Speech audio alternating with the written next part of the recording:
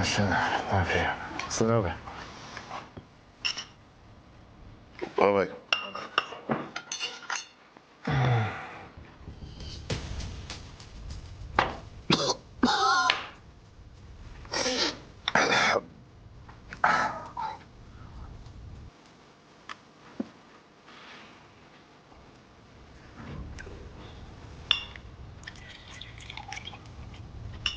Ty tak kurwa szybko lejesz. Poszła w pizdu. Dobrze.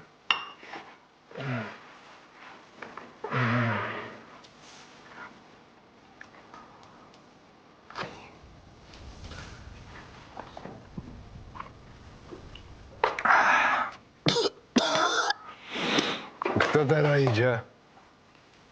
Tam w chuj. Pójdę.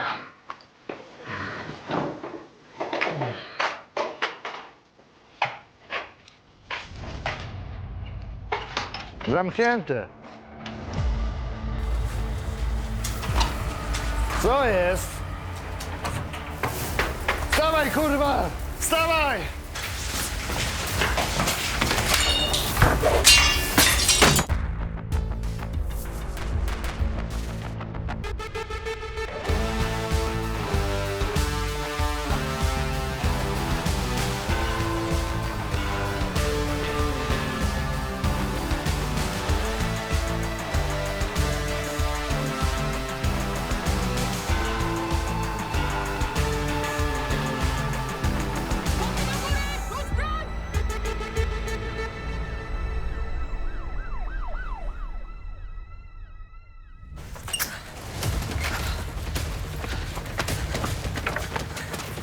Ruchy młody, co jest z tobą? Dostałem! Ruchy albo zostajesz! Szybciej!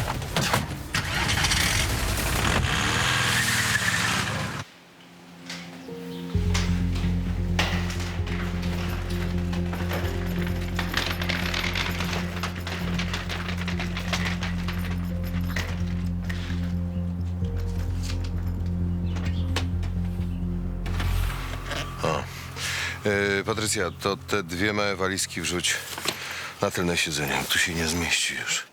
Powiesz mi w końcu, co jest grane? Wyjeżdżamy z Gorczaka? Znudziły ci się rodzinne klimaty, tak? No pakuj, proszę cię. To za karę, że się upiłam, tak? Wielkie mi co? No, zdarzyło się, jeszcze nie raz się zdarzy. A ty co, taki święty byłeś?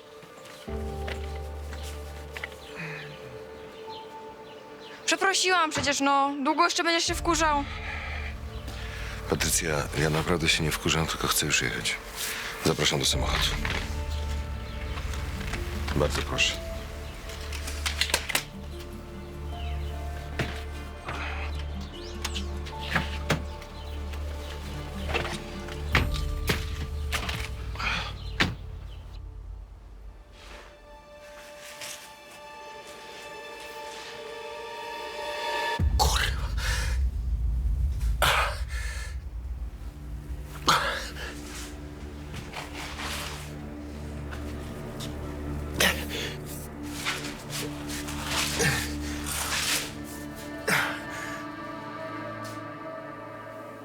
Ja pierdolę.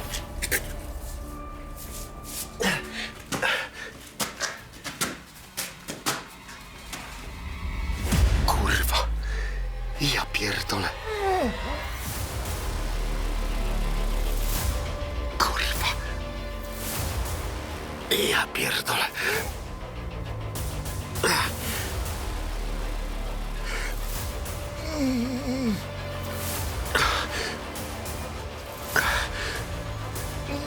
Musi wystarczyć.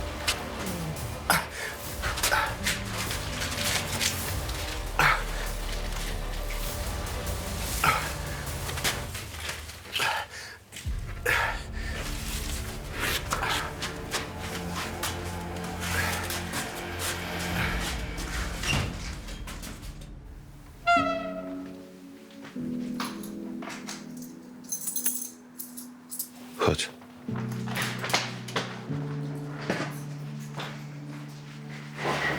Babcia wie?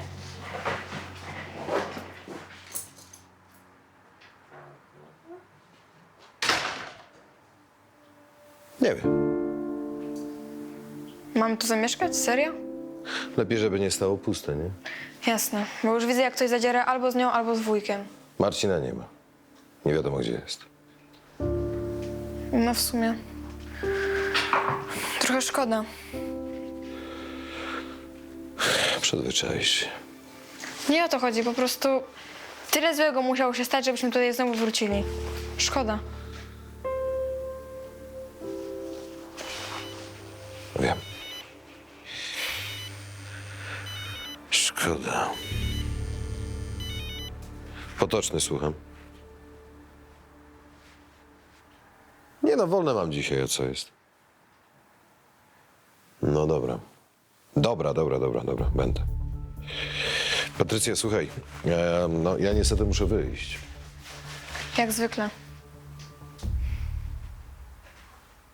Resztę rzeczy z samochodu przyniosę wieczorem. Zrób jakieś zakupy, proszę.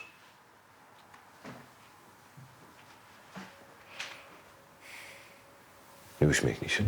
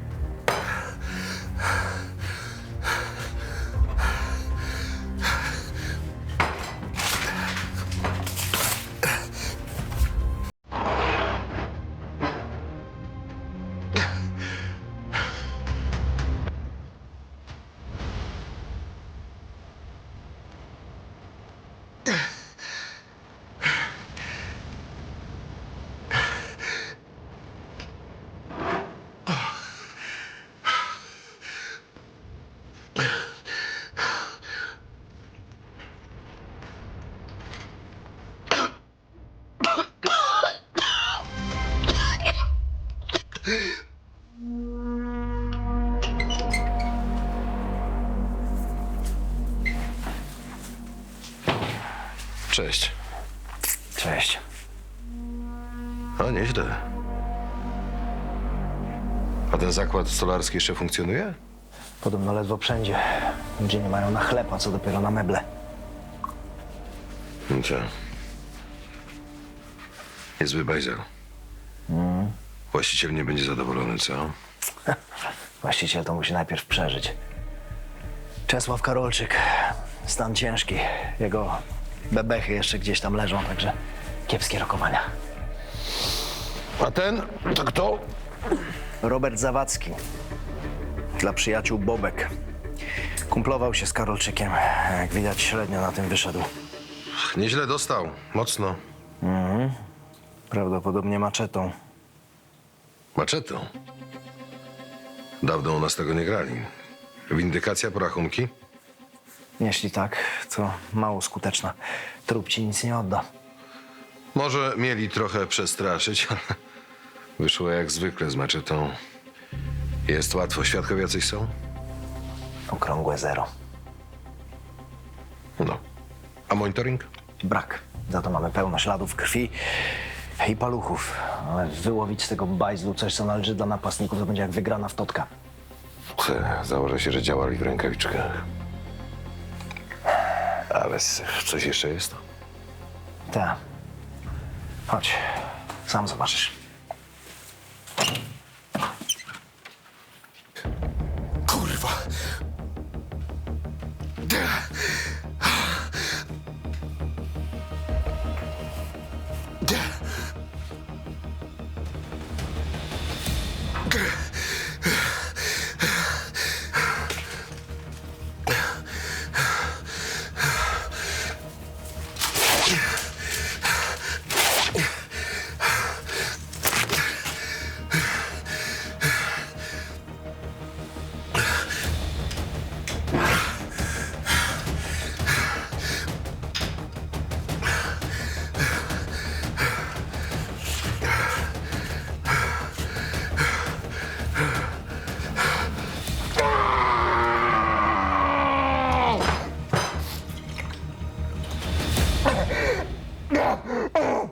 Policję wezwał jeden z klientów Karolczyka.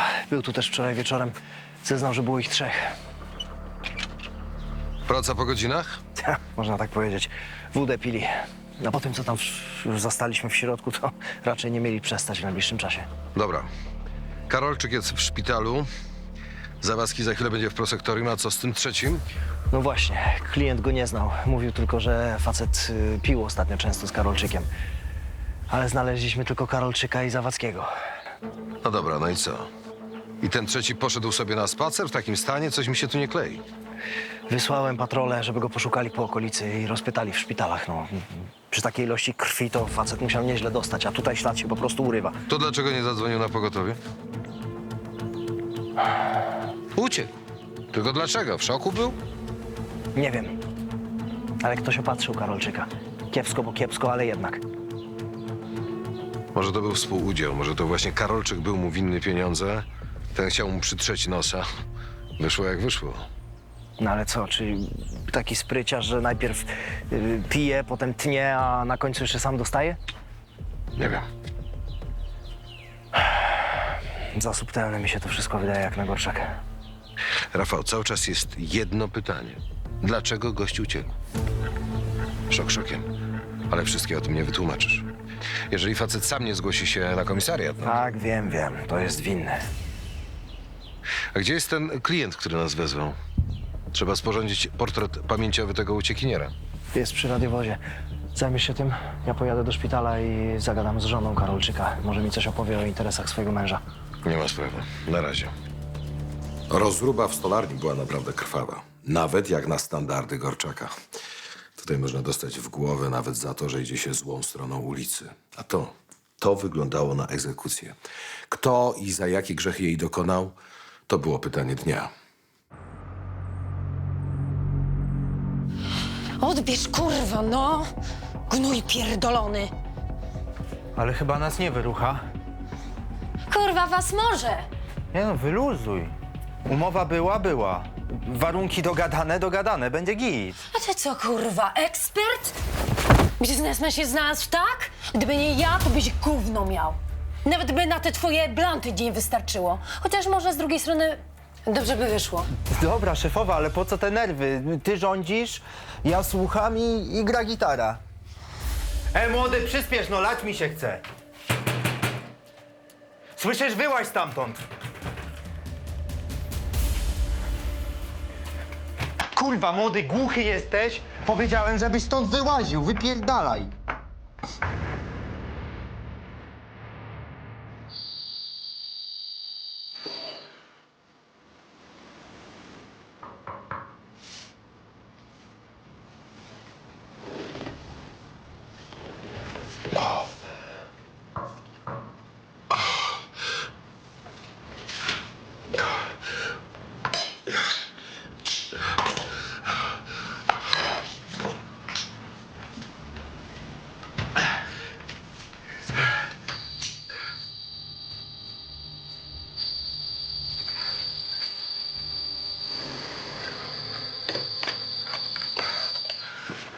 Chcesz mieć jednego palca mniej? Czego, kurwa? Buziak od królewny, z amoniaki. No na dzieci ze świetlicy, na książki, na tablety, na wyjścia do kina, żeby dzieci z Gorczaka trochę świata zwiedziły. No bo w dzieciach jest siła, tylko potrzeba im możliwości. Jak pan woli, to może być bez buziaka. No to co, wesprze pan przyszłość narodu, na emeryturze się odwdzięczy, no. I moja bajka.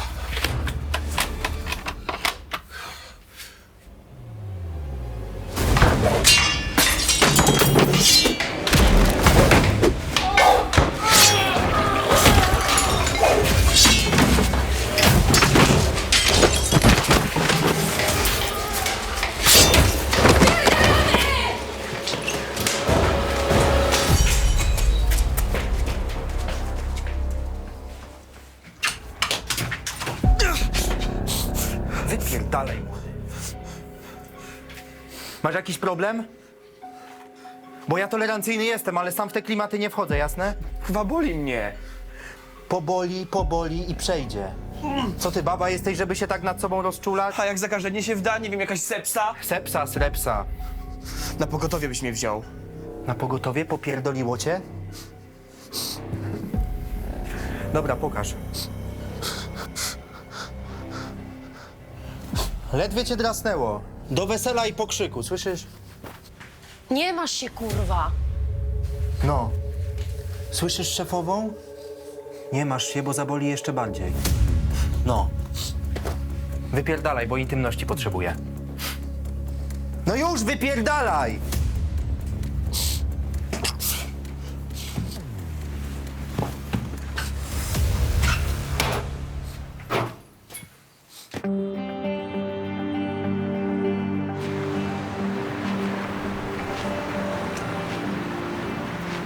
A ty gdzie lecisz? Sprawy osobiste. Będę za godzinę, może półtorej. Spokojnie, nie musisz się tłumaczyć. Z troski duszpasterskiej pytam.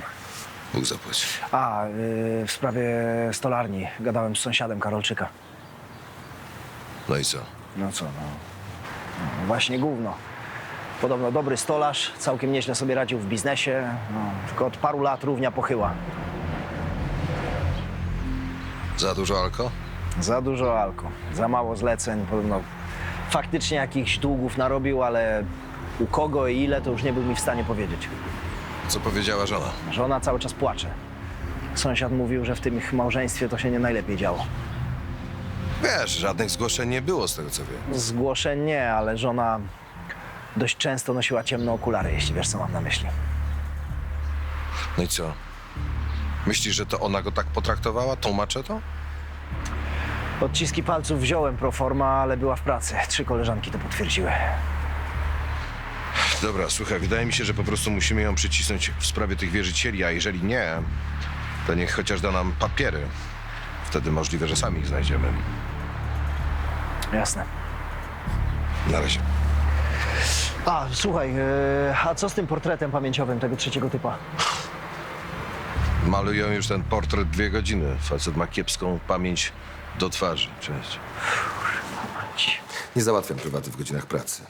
Ale po pierwsze, to miał być mój wolny dzień, a po drugie, w śledztwie przychodzi taki moment, że po prostu trzeba czekać. Między innymi na raport balistyczny, na dane z laboratorium, na bilingi, więc postanowiłem to wykorzystać.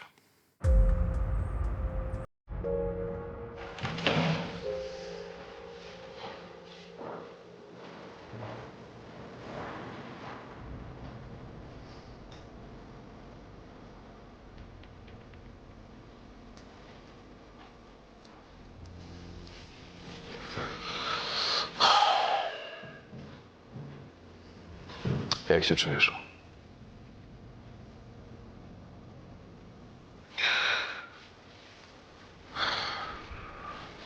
O mieszkanie się nie martw. Wprowadziłem cię dzisiaj razem z Patrycją. Wysłałem też ci pieniądze, jeżeli będziesz chciała coś sobie kupić w kantynie.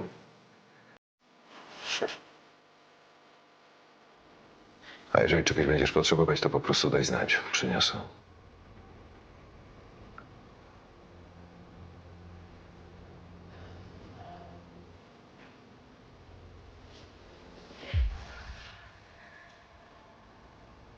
Posłuchaj mnie. To nie jest bezpiecznie. I ty nie jesteś tu bezpieczna. Pomyśl o tym, żeby pójść na współpracę z prokuratorem. Skróci ci wyrok. Jaki wyrok? Jeszcze nikt nikogo nie skazał i nie skaże. Bzdura. Dostaniesz 25 lat. Nie wyjdziesz stąd. Chyba że zaczniesz współpracować. Nic nie dostanę. Wyjdę szybciej niż myślisz. A jak nie, to i tak sobie poradzę. Zapomniałeś, z kim masz do czynienia, synu.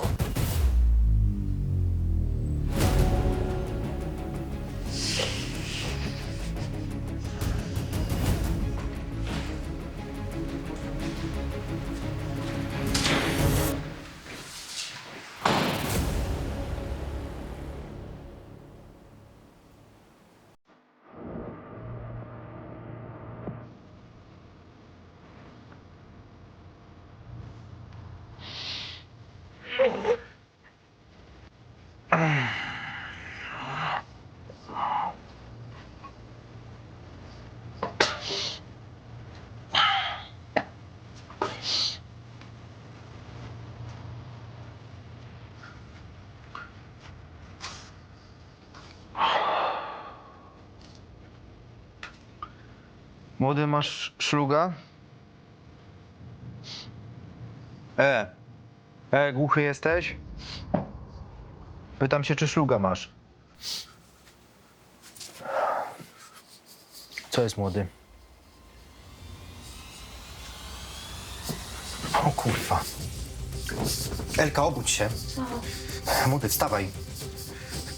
Elka, wstawaj. Młody. Ej. O kurwa. Klucze zdawałem, zaraz będę. Dobra. Panie dzielnicowy! O kurczę, tak myślałem z daleka, że to pan. A my się znamy? Darek Abramik. No był pan u nas w szkole na szkoleniu, prewencja i takie tam. To co ty się tak śmiesznie ubrałeś, co? Na bal idziesz? Nie, to jest moje robocze wdzianko. Trochę ciasne i do tego gryzie, ale panie Andrzeju, problem jest i to duży. Tak. A co takiego się stało? Królewnę ci ukradli? No nie do końca. Tak serio, to chyba mi kumpla napadli. Kumpla ci napadli. A jakieś szczegóły?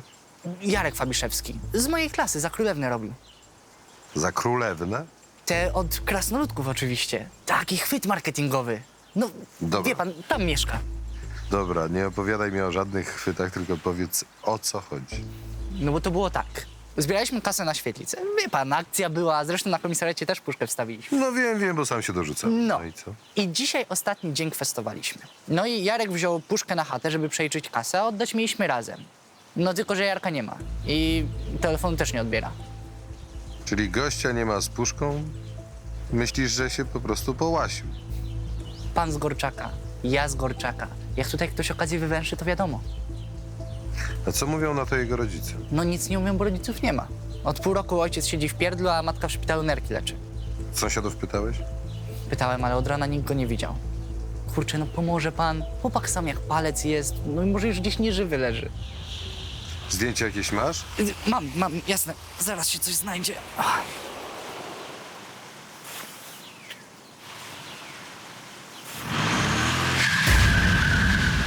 Jasny gwint. O, w mordę. Pierdolę.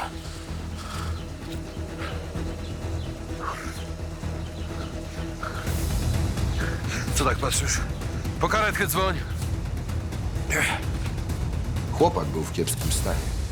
Krew się lała. Reanimowałem go do przyjazdu pogotowia. W szpitalu chłopak od razu trafił na blok operacyjny.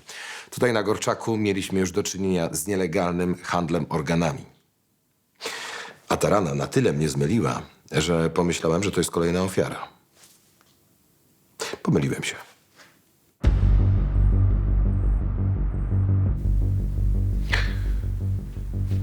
Rozmawiałem z lekarzem. Paskudna rana. Głęboka.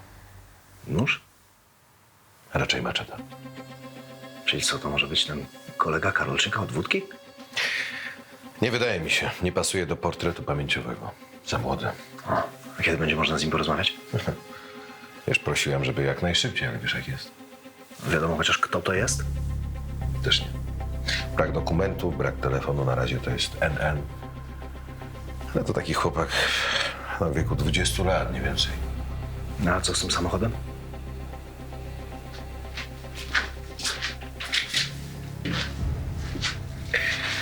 Osobówka, kolor pamiętam i część numerów rejestracyjnych.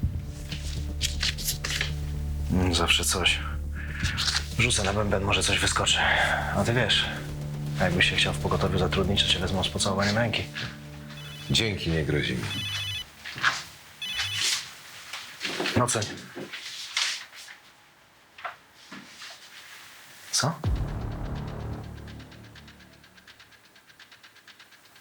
Okej. Dzięki. Zidentyfikowali jedne z odcisków palców z miejsca zbrodni. O proszę. Ktoś znajomy? Nie. Ale to policja.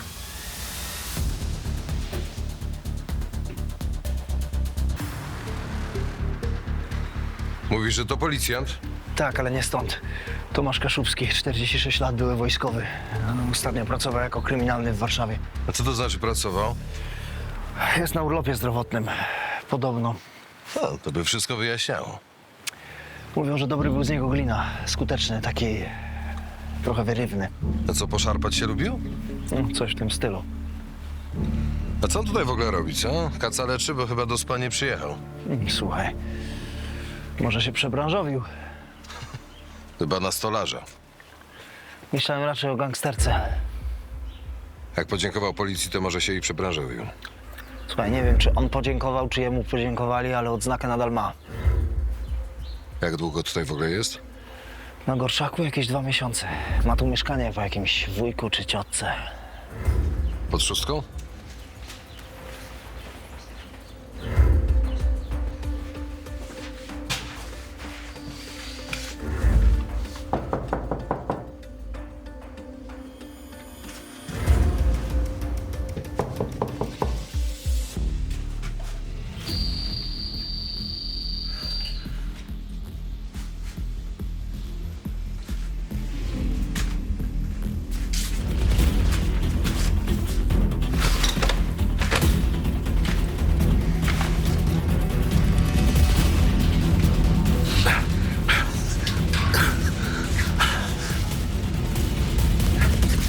Stój! Stój, mówię! Stój! Ładnie to tak przed kolegami uciekać, co? Nie jesteśmy kolegami. Dobra, dobra, obróć się. Obróć się, mówię! Kuj się. No już.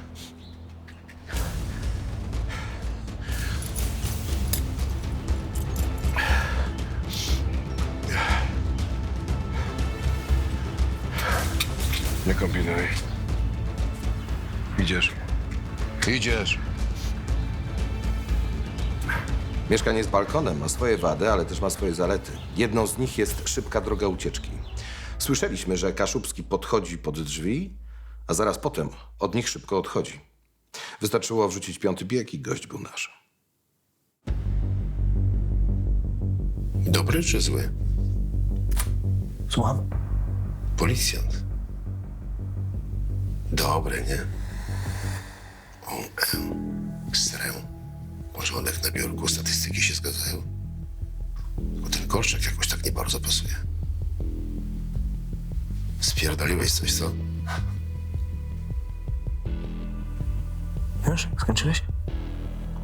Dopiero zaczynam. Myślałem, że się bliżej poznamy. Powiesz swój ulubiony kolor, jaki film lubisz? Kryminały? Zgadłem, kryminały, co? A ty zabawny jesteś? Chcesz sobie pogadać? To mam lepszy temat. Stolarnia u Karolczyka. Co tam się wydarzyło? Kurwa, ty taki super glina. I nie wiesz, co tam się stało? Ciebie pytam. A ty masz pecha, bo ja nie pamiętam. To sobie kurwa przypomnij. Za dużo wysiłku, jestem dzisiaj nie w formie? W formie czy nie w formie, ale nadal jesteś gliną. Gdybym nawet był matką Teresą, to bym sobie nie przypomniał. Człowieku, kurwa! Jeden facet jest w szpitalu, a drugi nie żyje. Dlaczego ty nam nie chcesz pomóc? Straż sobie tylko w papiery. W dupie to mam. W dupie. Możesz to mieć w dupie. To spędzisz sobie noc na dołku. A jak na tych twoich ubraniach, które oddaliśmy do analizy, znajdę krople krwi Denata, to wiesz, jaki zarzut dostaniesz, nie? Jesteś policjantem. Nie strasz, bo się zesrasz.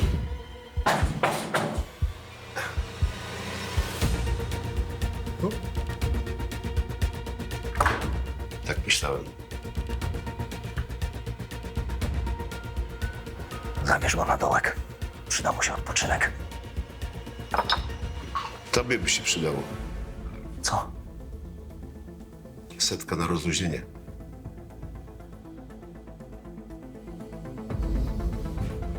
Już.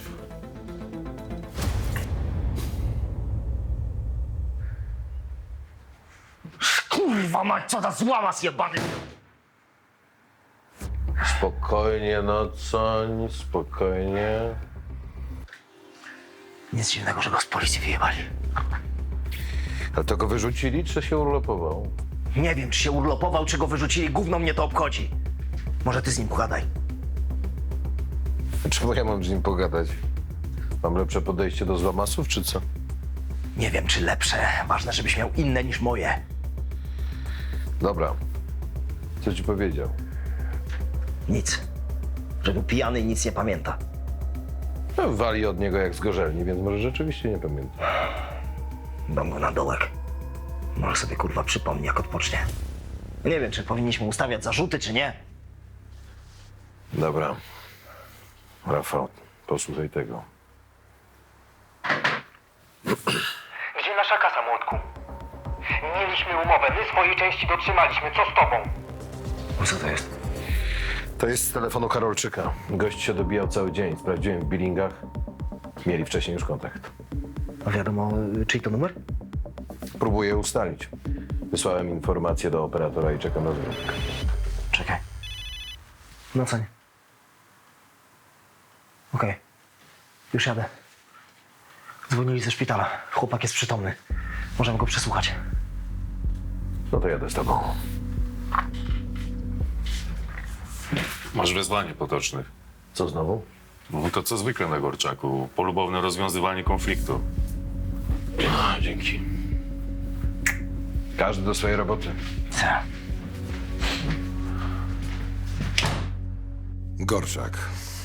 Żeby zacytować klasyka, porzućcie wszelką nadzieję, którzy tu wchodzicie. Po prostu na tej dzielnicy zawsze jest źle. Więc albo się do tego dostosujesz, albo zmień rewir. Jak mogłeś mi, gnoju, taki numer wywinąć? Myślałem, że jesteś uczciwy, a ty... Jak mogłeś tego... Zapamiętam ci to. Rozumiesz? Rozumiesz to? Jak mogłeś tak zrobić, stary? Nie wybaczę ci tego nigdy, rozumiesz? Ty gnój jeden? Zostaw. Nie wybaczę ci tego, kurwa. Powiedziałem, zostaw go! Stój tu. Nic ci nie jest? Nie. Ty! No to ty jesteś, tak? No. Kolegę znalazłeś, tak? Ładny mi kolega. Niech się pan nad nim nie użala, bo szkoda zachodów. Kumpel, kurwa. A wiesz co? Po tobie się nie spodziewałem, że mi taki numer wywiniesz. Co, z mlekiem tatusia inklinację wyssałeś? Ojca w to nie mieszaj. A numeru żadnego nie wyciąłem. Kurwa, jeszcze skłamiesz w żywe oczy. Kurwa, panie Andrzeju, pan go od razu zamknąć powinien. To spokój na dzielni by był jeszcze ulga dla społeczeństwa. Jak je zamknąć? Kurwa, daj powiedzieć. Ale po co? Przecież wszystko jest jasne, złodziej jesteś i tyle. Odczekaj to.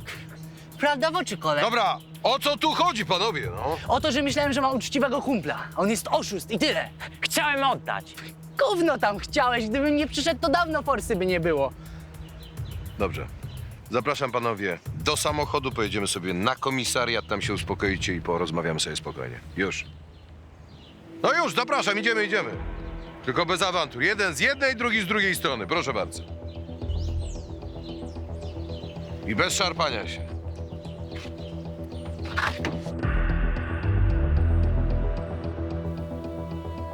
No, panowie. To porozmawiamy jak mężczyźni, czy potrzebujecie trochę czasu? Masz rację, chciałem świsnąć tę kasę. Wiedziałem. Gówno tam wiedziałeś. Cała renta matki na leki idzie. Komornik już 3 razy był na chacie. Gaz nam odłączyli. Pomyślałem, że zapłacę. A powiem, że mi ukradli. Przecież nie my jedni chodziliśmy z puszkami. Ale odpuściłem. Co do grosza. Możesz przeliczyć. Ale czemu nic nie mówiłeś? No, myślałem, że się przyjaźnimy. No ty byś powiedział, u ciebie zawsze obiad na stole, kieszonkowe. Matka wie, z której kartkówki pałę dostałeś. A ja? A ja co? Na widzenia chodzę i matce krzyżówki do szpitala noszę. Może mnie pan zatrzymać. W sumie jest za co. Nie wiem, czy będzie taka potrzeba. Słuchaj, sorry. W życiu podejrzewałem. Jakby nie było, słusznie. Pogadam ze starymi. Pokój po babci stoi pusty, więc wiesz... Nie no, co ty? No przestań, no trzeba sobie pomagać. Potoczny, skończyłeś kurwa z krainą czarów? To chodź. Ten chłopak, którego reanimowałeś, nazywa się Maciej Barecki. Dopiero co skończył technikum. Czyli co, zamiast na studia, to na bandytę poszedł? Po co? Sam nie wie. Poznał ich w barze i jakoś samo poszło. Ich, czyli kogo? Ilu ich było? 3. Laska, a on i jeszcze jeden chłopak. No, taki mały gang. Tak. Tylko bez struktury. Z samą szefową. Chłopak aż się trząsł, jak o niej opowiadał. A jaki mieli plan? Nie było żadnego planu. Dostał maczetę, potem miał dostać kasę i tyle. No i co, biegał z tą maczetą po ulicy i straszył ludzi? Co? Zajarał się chłopak chwilowo gangsterką. Co to znaczy chwilowo? Chwilowo, bo prawie zginął, więc mu się już odwidziało. A teraz nie chce iść sam do więzienia, więc zaczął sypać. Gotowy? Gotowy.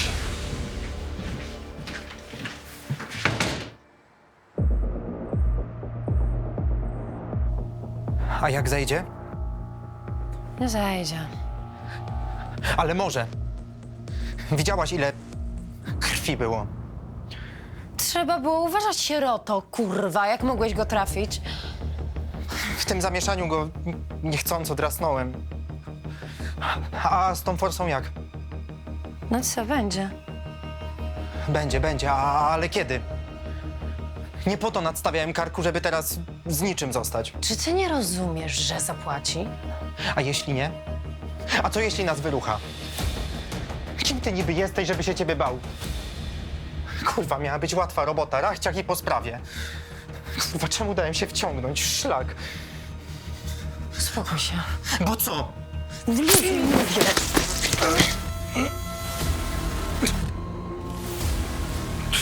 Mówiłam, żebyś się wyluzował.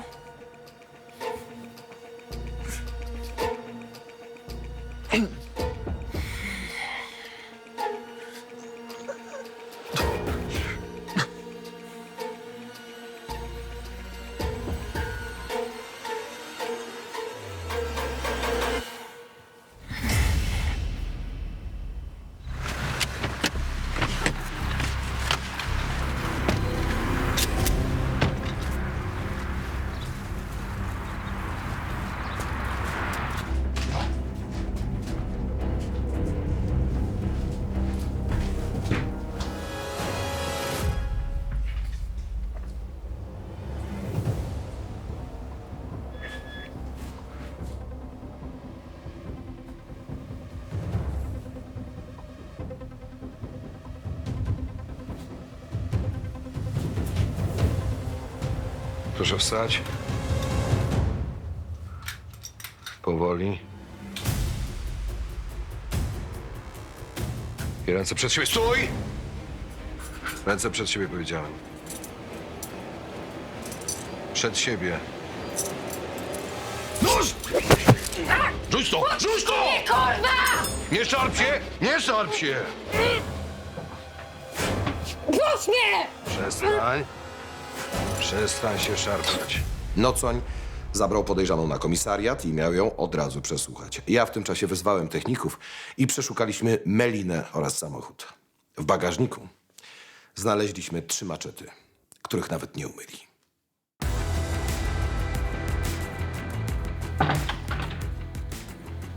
No i co? Skończyliście? Potocznie. No. Ty wiesz, że to Karolczyk to wszystko nakręcił? Serio? No, on był zleceniodawcą.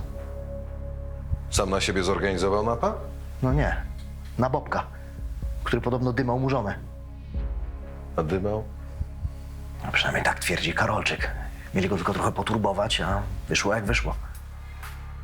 Co poszło nie tak? Myślę, że Karolczyk był tak pijany, że sam nie wiedział, na co się umówił. A tam się trochę przeszarżowali i o. A propos, ze szpitala dzwonili. Karolczyk nie żyje. No co? Sam jest sobie winny, nie? Kurwa, tylko będziemy musieli tę łysą pałę z dołka wypuścić. Co, tego Kaszubskiego? Chcesz, żebym tym się zajął? Będę wdzięczny. Swoją drogą, dalej nie wiem, dlaczego on nie chciał nam pomóc. No wiesz, po wódzie był, może rzeczywiście nie pamiętam. Alko. Piliniarz, kurwa.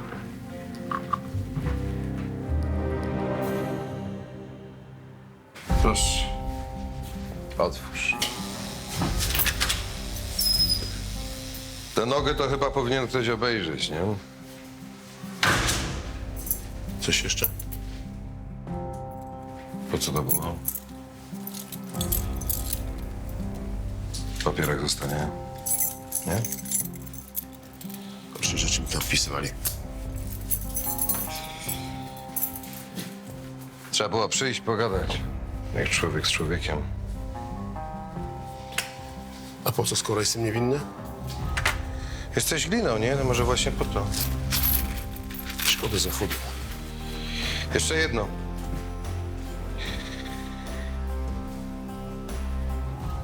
Może się przyda kiedyś, nie?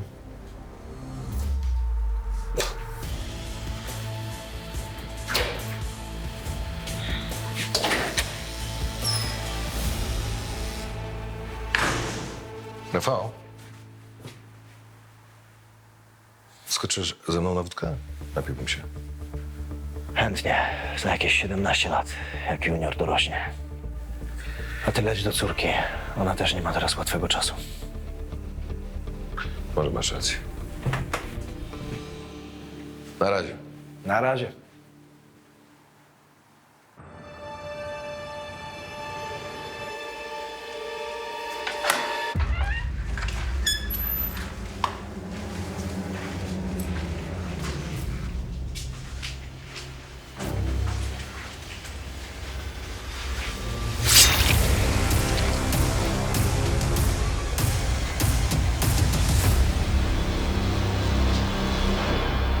Siwa mać.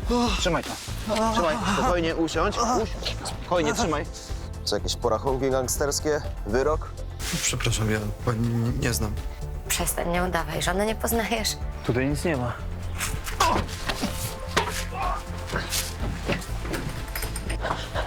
Niespodzianka! Boże, to jest policja! Grodziec! Kurwa! Kurwa!